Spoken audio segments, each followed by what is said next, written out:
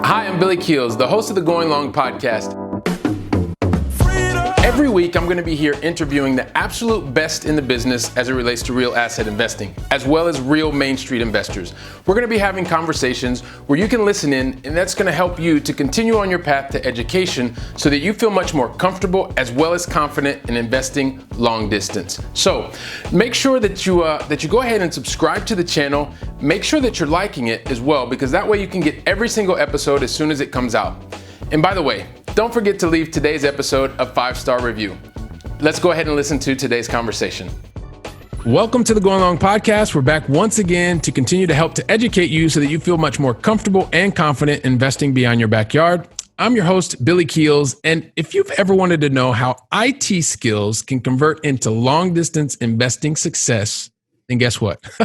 Today is absolutely the entire conversation that you're going to want to listen to, because today's guest not only has a passion for technology, people, and results, he also had the opportunity to be a U.S. consultant that was launching international divisions for multinational brands due to his really specific knowledge. And you know what? Now he is building his portfolio and helping to teach other people about the power of real estate. Today's guest is none other than Nick Giulioni. Nick, welcome to the show. Hey, I'm so excited to be here. Thank you so much. Hey, Nick, I am really looking forward to this. It's going to be an awesome conversation. Listen, Nick, I know you've heard us before, you've watched us before, and so you kind of know a little bit about the questions I'm going to ask, and so we're going to keep staying true to form. Help us understand where you are located in the United States right now. Yeah. Don't kick me off the podcast, but I'm actually located exactly where I invest. My wife and I moved out here to Indianapolis just about 3 months ago at this point, right in the middle of COVID. We said, screw it. We're working remote anyway. Might as well get closer to the business and stop paying that Bay Area rent. All right. Awesome. But you know what? Everybody stick around until the very end, because Nick's going to tell you about why they are where they are right now. He's kind of gave a little bit of a teaser, but we'll get more into that later on. So awesome. So also, Nick, what's the most positive thing that's happened to you in the last 24 hours? Yeah. One of the reasons that we came out here is actually to get closer to the business. And with that in mind, we actually had all of our property management team out here. It was about 6 of us socially distanced. We were all safe, but had tacos and tequila and got to know each other, shared war stories, and really got to know the team a little bit better. It was pretty fantastic. Awesome. Tacos and tequila. And if you're watching us on the video, you look phenomenal, man. Phenomenal after tacos and tequila, which is also, you have to tell us the secret. Tell us the secret later on. But yeah, I was a little bit controlled on the tequila. The tacos, not so much. Okay. All right. Sounds great. Listen, so I've kind of highlighted a couple of things, but I would really love for you to share more about your backstory, maybe talk about some of the things that you've done and some of the different decisions that you've made to get to this point in your journey. Yeah. So I actually started, I'm not sure how familiar your team is with the concept of a house hack. Started off in real estate investing in Southern California, house hacking, where I had a mother-in-law suite that I was renting out. It was awesome. And I had this amazing sales job. And one day, despite objectively being the top performer in the company, had my job publicly threatened and was terrified in that moment. That was about 3 years ago now. And in that moment, I knew I had to make a change. I knew that if I ever had my job threatened again, I needed to be able to, walk out the door if that was the right thing to do. And so started investing out of state here in Indianapolis, bought a turnkey. Wouldn't necessarily recommend that for everybody, but for us, it was a good starting point, helped us build some relationships out here. And since then, have really dived in quite a bit. We've done a variety of different BRRRR projects. And for those who aren't familiar with that terminology, it's buy, rehab, rent, refinance, and then repeat. I think there's 4 R's there. Yep. And done that a variety of times and been wildly successful also trying to solve really, really hard problems. And that's where I've found the best profits are. And so what that's looked like generally across my portfolio up to this point has been finding these portfolios of properties from retiring landlords, people who are trying to downsize, trying to move into multifamily.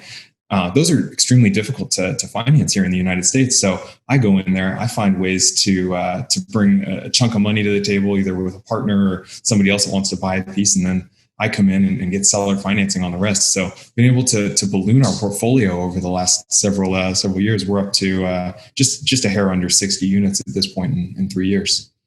Oh, fantastic. Okay. So just under 60 units in 3 years. It sounds like you've got a couple different things, but one of the things I heard you talking about is really working on solving big problems, right? And so kind of maybe help us understand, because you talked about sales and a lot of people that are listening are salespeople, right?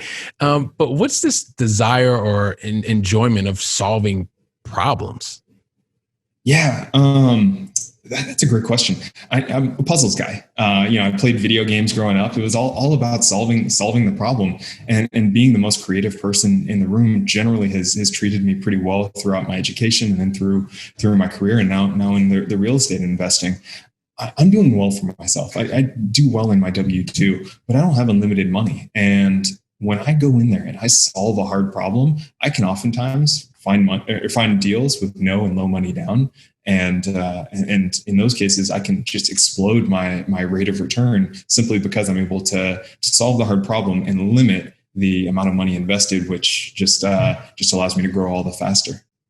Okay, so fantastic. So you're being able to, so I guess kind of already liking puzzles and things like that. This is just an extension of things that you'd like to do anyway before. So you mentioned that you're successful in your W-2, and you're in an industry that is really kind of always in vogue, right? So things are moving in the right direction. So I guess why even look beyond that to do anything else, like to create these new alternatives? Why would you even do that? Yeah, I have the coolest job in the world. I get to sell VR headsets. Like, who doesn't love that? Wow. But at the end of the day, I had my job publicly threatened once, and it could absolutely happen again one day for things outside of my control. I really, for me, I think that controlling your future, controlling your financial stability outside of anybody else's control has incredible value. It allows me to sleep better at night, knowing that I'm in better shape financially. It allows me to understand that, heck, if my wife and I decide that the kids are the right call, that one of us might be able to stop what we're doing, maintain our lifestyle, and stay at home with the child. It allows us to with that same child potentially pay for an incredible college education that we were lucky enough to receive. And then on top of that, it really it allows me to gain a new skill set that allows me to talk to people like your listeners here, and then just a variety of other people who reach out. I have a goal of helping 1 million people reach financial independence. I haven't quite done it myself, but I think that the real estate game just is the best way to spread that knowledge and spread that wisdom to the widest audience possible. Okay, so it sounds like you're now focused on being able to help this audience, right? To help 1 million people. But it sounds like it came from something that was a threat, right? In the very beginning, to say, hey, look, I was publicly, my role was threatened. And so as a result of that, it's kind of giving you this new motivation. And by the way, anyone who wanted to know what VR is, just correct me if I'm wrong here, it's virtual reality headsets. Is that correct? That's correct. Yeah, it's the things that you slap on your face and start playing games, looking like a fool, but having a great time. Sounds great. So listen, you talked a little bit about this, right? Because we're here. We are the Going Long podcast. We really want to help people feel much more comfortable and confident investing beyond their backyard. You gave a little bit of a sneak peek of what we're going to talk about, because today you're actually in the place where the majority of your properties were, right? But so let's go back to when you were in Northern California and you were there. Why in the world would you even consider investing, 1,000 miles away? Like why? Yeah, no, that's an absolutely fantastic question. And I think it comes down to a variety of factors. First and foremost, I was looking around at the Bay Area. I was looking at Southern California, markets that I was very, very familiar with. And there was no way to make them cash flow. So for every real estate investment I made, I would have to keep sinking money into it week after week, month after month, in order to keep it. And that's not just money down the drain. I understand that I can recoup a lot of that in the sale, either through appreciation or just from the loan pay down. But looking around, it was just so incredibly expensive to get started, and it was going to cost me on a monthly basis. So that just didn't make sense to me. So I did a ton of research, looked at a variety of different markets, and really settled on a couple of things that were really important to me when I was finding a market to invest in. Number one was net migration. I wanted to make sure that people were moving to the area versus leaving it, because I plan on holding these things for a long time, and I'm not making a 1 or 2 year investment. So I want to make sure that it's more valuable in several years. That was a big one. Rent to value ratio, another huge thing that everybody needs to be keeping an eye on. Rent to value ratio essentially tells you, hey, can I potentially be profitable? So, you hear about the 1% rule, the 2% rule. I think that's just kind of a rule of thumb, but that's essentially the amount of rent that you can make divided by the value of the home. So I was kind of looking at those. I was looking at a low cost entry because I didn't have a ton of cash to burn on a monthly basis. I had some, but wanted to make sure I could get in relatively inexpensively. And then last of all, I really have some family out here that are really cool. So it was a cool opportunity to come visit them and get a tax write-off simultaneously. Okay, perfect. So you've got net migration, rent to value, low cost to entry, and then, well, there's a family component. So those are some of the reasons that you look to go beyond your backyard, but also too because of the high cost that you were looking in your specific area where you were in Northern California. Let's go back to the rent to value, because I think these are 4 criteria that are really helpful in terms of not just what you want to do, but how you're going to do it. So maybe, because I think conceptually, some people may understand the 1% rule or not, but why is that rent to value important? And maybe how would you compare that to the market in Indianapolis versus where you were in Northern California? Yeah, I can actually get pretty specific. Indianapolis, generally speaking, has about a 1% rule. Now, if you're in a multifamily, it might be a little higher. If you're in an A-class neighborhood, it might be a little lower. But you target those numbers simply because it generally tells you that if you have a mortgage on the property, you will break even or make a little bit of cash flow on a monthly basis, a couple $100s. So for me, I didn't want to have to sink extra money into this investment after having put a down payment for my mortgage. So finding that 1% in that ballpark range or higher was really important to me. When you compare that, Indianapolis being 1% to Southern California or the Bay Area, you might be at close to 0.3%. So for me, I'll be very, very specific and give you an idea of why we moved here to Indianapolis, at least for a little bit, is we were paying $4,000 a month for 1,100 square foot house that is now on the market for $1.2 million. So if I was to go and buy an investment in there that was similar to what I lived in for $1.2 million, I could only expect $4,000 a month in income for the property before expenses. Now, if I do that here in Indianapolis, I buy 1.2 million, I could be talking about $10,000 to $15,000 a month in revenue that then I can start subtracting the expenses from. And that just seems like a better fit. And on top of that, when looking specifically at that, I can spread my risk across multiple properties. If I have one bad tenant in a $4,000 a month house for $1.2 million, then I have 100% financial vacancy versus if I have 10 houses that each pay me $1,200, I'm in a much better spot. Yeah. Okay. And so that's really risk diversification. It helps to really understand. And when you talk about that 1% rule, it's really looking at what is the overall price paid for the property. We'll say, like you were talking about before, 100,000, just to make numbers really, really easy.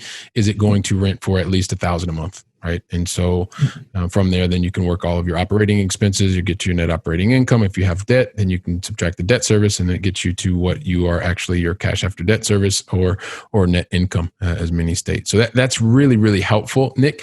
And, it's interesting because even what you were talking about being able to move out there, I think just the other day I published on LinkedIn, I saw that there was a company, I think it was Stripe, that was in the Bay Area, and they were actually asking people to, given the opportunity to move outside of the Bay Area and reducing the salary. So really looking for, the way I read it, right? And I don't know if you have a thought on this, but it was saying, hey, listen, you can move outside if you take a pay cut, but you can maybe look to increase on your quality of life by living in a different place. I don't know if you saw that article or if that resonates with you a little bit.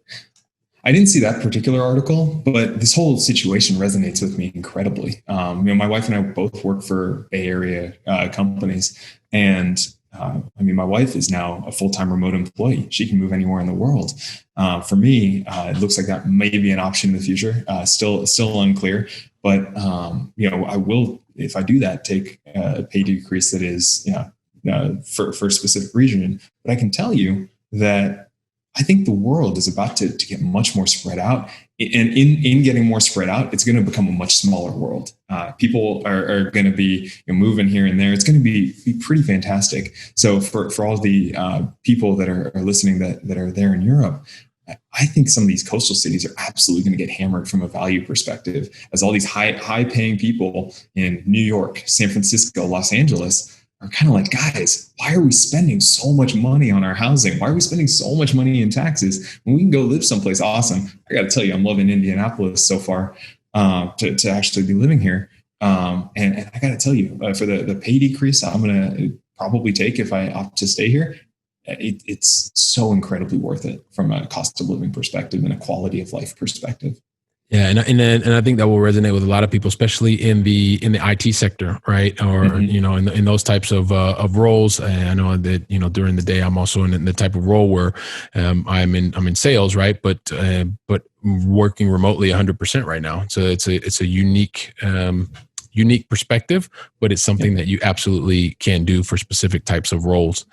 So thanks for sharing that, Nick. One of the things that you talked about earlier, right? When you were in the Bay Area before and you made the leap to invest beyond your backyard, that can be pretty unnerving for people sometimes. I mean, you talked about some of the reasons that you looked for a specific market, and there were, very quantifiable and then some emotional.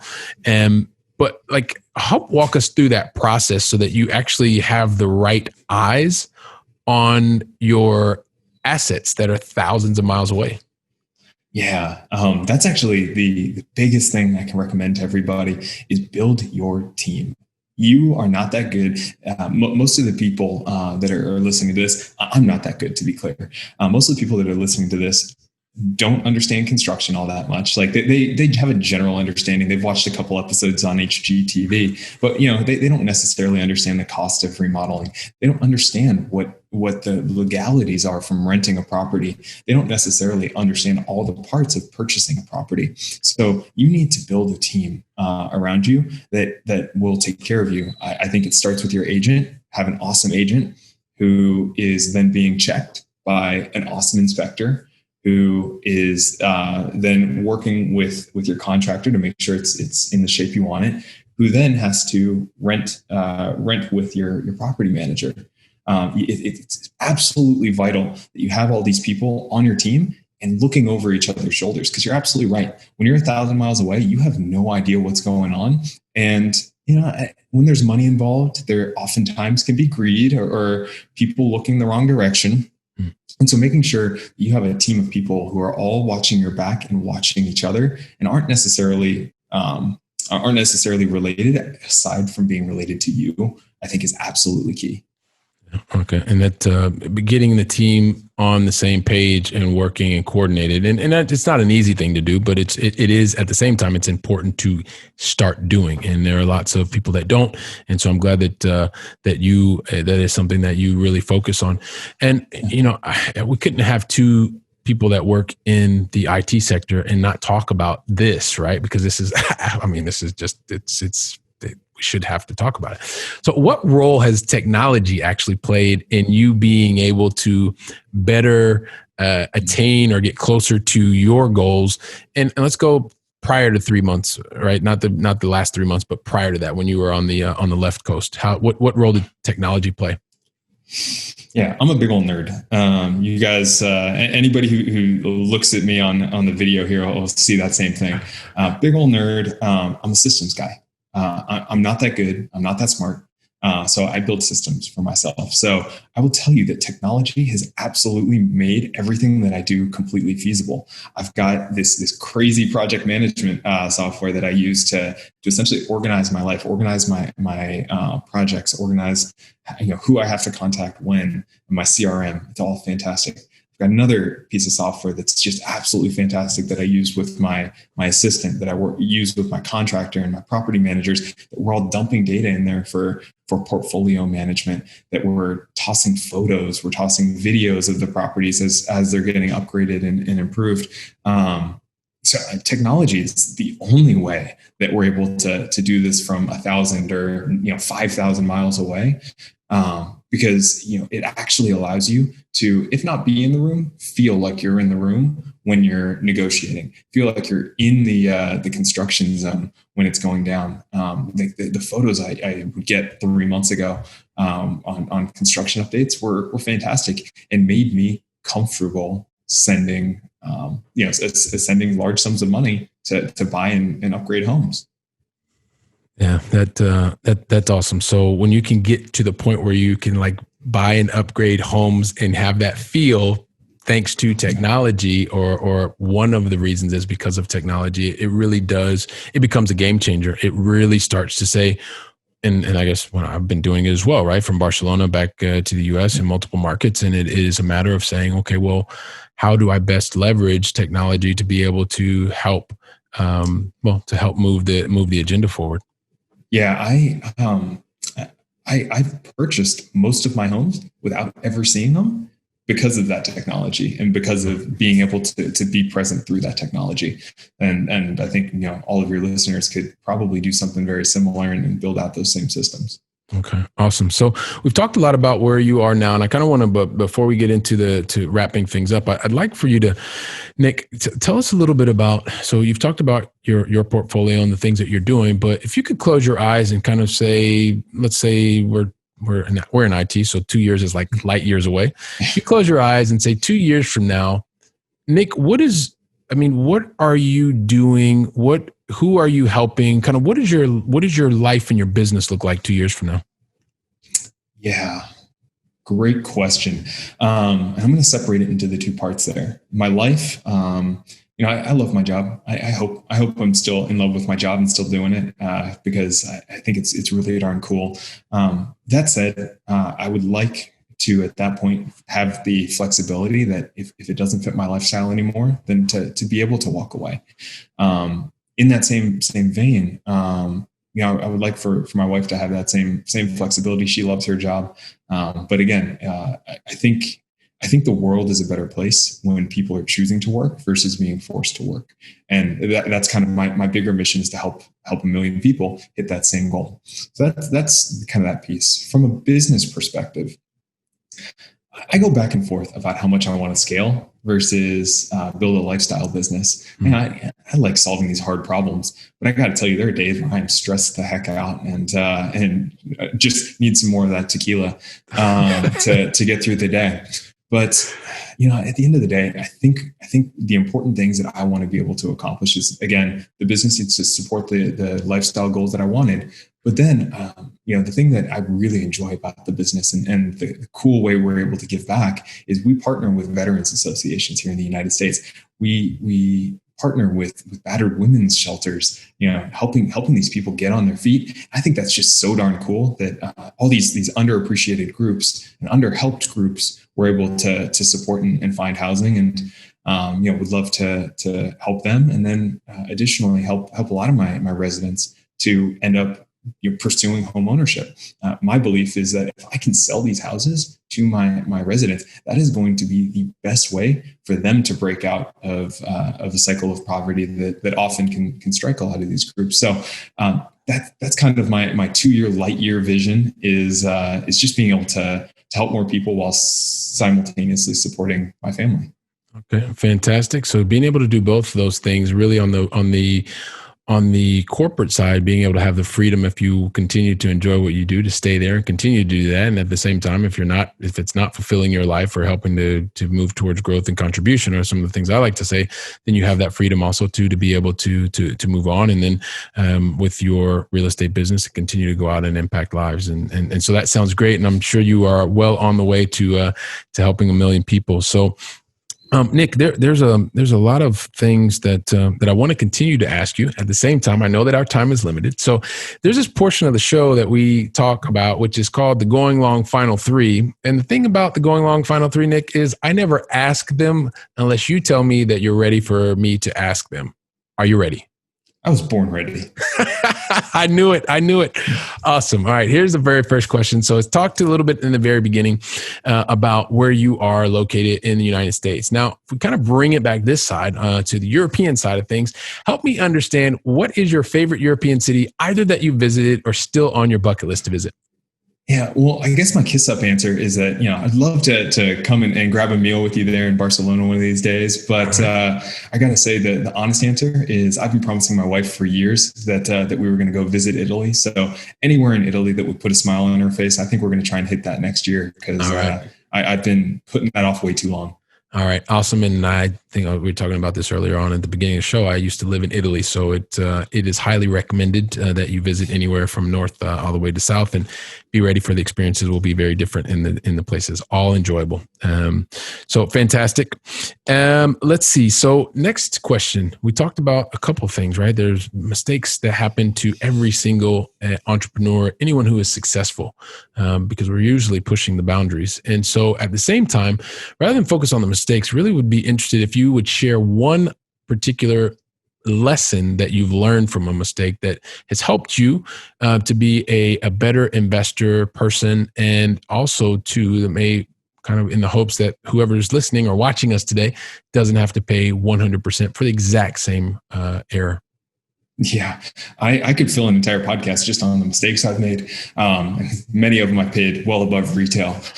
So let me just say, the most important thing that you can do as an investor, particularly when you're doing it from a distance, is build that team and make sure that they are not associated with one another. Have an agent, have a property manager, have a contractor. Don't have them all be part of the same team. Tends to lead to misaligned incentives in a lot of cases. And once you build that team, don't pinch pennies. Pay them well. I got to tell you, I'm constantly trying to find ways to increase the revenue for my team members, because that just brings them back to me, bringing me more opportunities and bringing me more loyalty. I get treated better than just about any of the other clients that they work with, simply because I'm constantly trying to make sure that they're having a great experience. Yep. Okay. That makes sense. Make sure that the team members are all moving in the same direction, not necessarily all in the same four walls, all different parts of the team, and then also be focused on helping them increase their market share, their revenue, whatever the case may be. It makes a lot of sense. And lastly, last question, just to kind of wrap things up. Always want to be able to feed the mind. So talk to us about a book that you would want to recommend to us. Yeah, the book that I just keep rereading every single quarter is Never Split the Difference by Chris Voss. It's just one of the best books about tactical empathy, understanding what's actually being negotiated. I'm constantly picking out new things from that book every single time I read it. Absolutely fantastic. And more recently, just not necessarily feeding the mind as much, but for any American football fans out there, The Dynasty by Jeff Benedict. I'm just finishing that one up. Absolutely fantastic for anybody who's a football fan, not necessarily having to be a Pats fan. I'm not, but definitely cool to understand their greatness. Okay, perfect. So The Dynasty was the second one. So we're going to go with Never Split the Difference. Perfect. However, we may be able to get both of those. I can't guarantee that we'll get both of them, but we'll definitely get Never Split the Difference because it came first. Wow. Really, really awesome. So, I mean, Nick, you've shared a lot with us from the very beginning, talking about looking at job being threatened to really looking for ways to, because of that experience, how you can start to gain more control over your financial freedom, your life. You love being able to go out and solve really big problems. I think that is it's something that suits you. I mean, you've talked about a number of the different things. You've helped us to understand some of the different thought process that you went into looking at a specific market, things like net migration and rent to value, low cost of entry for you. And then also too, like the emotional side of that, which is where you had family, and you're really helping us understand that it is possible when you are in a W-2 that you can enjoy that. And at the same time, build your own life outside of that, so that you can do both of those things in a way that is fulfilling. And so I'm sure, I have no doubt that you will go out and make an impact on those 1 million lives that you're looking for. And if I'm thinking all those things, then I'm sure everybody else is thinking that plus a whole bunch. And they're probably thinking, Billy, all right, yeah. But get to the part where we can actually figure out how we get in touch with them. So let me get to that. Nick, what is the best way for anyone that wants to reach out to you, find out more about you, find out more about your company? How can they do it, man? Help us out. Yeah. 2 ways that you can find out a little bit more. You can reach out to me directly at nick@giulioni.com. There are a lot of vowels in there, so please look at the show notes. You're probably going to get it wrong on the first try. Or check out giulionirealestate.com. My wife has built up one heck of a blog up there. We share a lot about our experience. And yeah, we try and be kind of an open book for everybody and try and help that million people hit that financial independence. And if Indianapolis is your market, I can definitely help you. All right. Fantastic. So giulionirealestate.com and also nick@giulioni. So would be great. nick@giulioni.com, I guess, would be right.